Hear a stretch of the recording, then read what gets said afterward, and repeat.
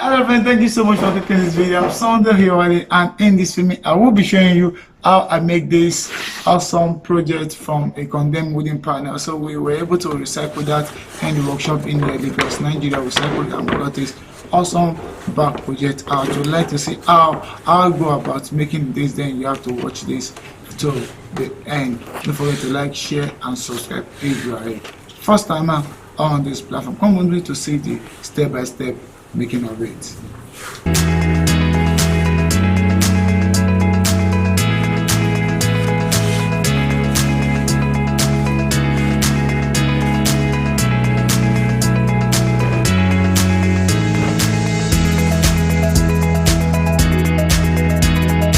first thing we got to do is that we get this pallet. At the time I got this pallet, we paste this off and then we do the wood finishing on it. The surface was sanding paper, was sandpaper was just on the surface. Then the wood finishing and wood polishing was also applied on it. At the time we applied it, then it's time to cut it to size. So we cut it to the shape as we want.